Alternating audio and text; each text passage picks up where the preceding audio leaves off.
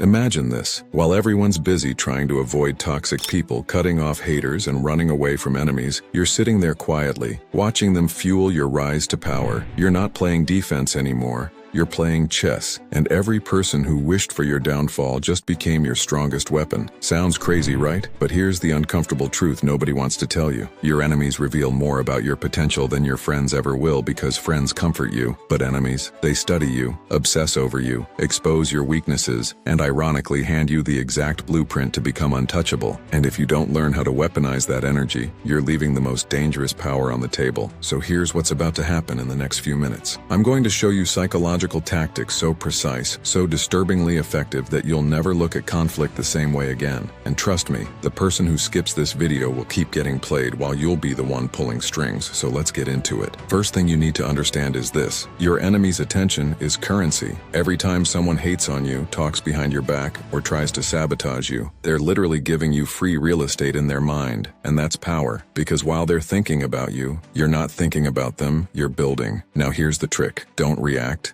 Document every insult, every lie, every move they make against you is information. And information is leverage. When you stay calm and just observe, you start seeing patterns, their insecurities, their fears, their tactics. And once you see the pattern, you control the game. Let me give you an example. Imagine someone at school or work constantly tries to make you look bad in front of others. Most people either fight back emotionally or collapse internally. But you stay silent. You watch who believes them, who doesn't. You notice their timing, their wording, their triggers. And then one day when it matters, you use that exact knowledge to dismantle their credibility without even raising your voice. That's not revenge, that's strategy. And it's rooted in something called emotional jiu-jitsu, using someone's force against them. Now let's talk about the second move. Let your enemies sharpen you. This one's deeper. See, most people avoid criticism or hate because it hurts, but pain is data. When someone attacks your weak spot, they're doing you a favor. They're showing you where you're vulnerable. So instead of being defensive, ask yourself, is there even 1% truth in what they said? If yes, fix it. If no, forget it. But either way, you've just upgraded yourself using their energy. Think about it. Michael Jordan used every doubt, every trash talk, every competitor as fuel. He didn't ignore his rivals. He studied them, outworked them, and then destroyed them. That's how you turn hate into hunger. That's how you let enemies build you instead of break you. And honestly, if you're watching this right now and you're actually absorbing this, you're already ahead of 90%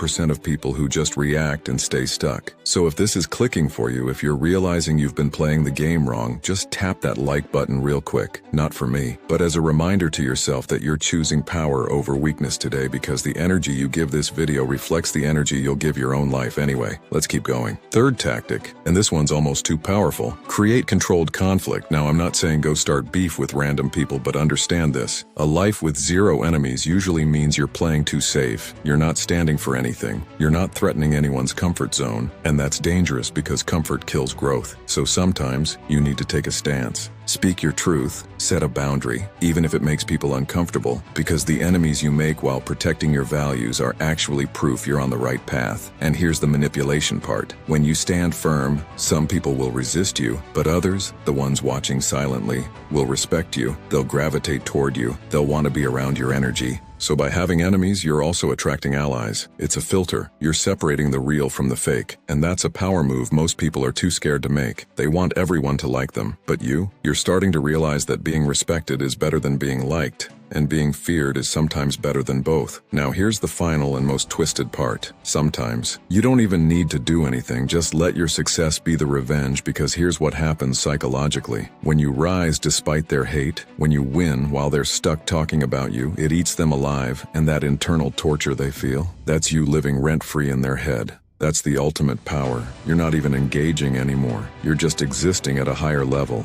And that existence becomes their daily reminder of their own failure. It's brutal, but it's real. And the beauty of it is you didn't have to plot, scheme, or waste energy. You just focused on yourself and let your results do the damage. That's the most dangerous form of power, the kind that's silent, inevitable, and unstoppable. So here's the bottom line. Stop seeing enemies as obstacles and start seeing them as tools. They're your sparring partners, your motivation, your feedback system. And if you're strategic, they're the ones who'll push you to levels you never would have reached in comfort. And look, if you've made it to this point in the video, you're not regular. You're someone who actually wants to level up. And that's rare. Most people will watch 2 minutes and scroll, but you stayed. and that tells me you're serious. So here's my challenge to you. Walk away from this video and actually apply one thing. Just one tactic. Maybe it's staying calm next time someone hates. Maybe it's using criticism to improve. Maybe it's finally setting that boundary you've been scared to set. Whatever it is, do it. Because knowledge without action is just entertainment. And you didn't come here to be entertained. You came here to become dangerous. So go become that. And remember, your enemies aren't your problem. Your reaction to them is, control that, and you control everything.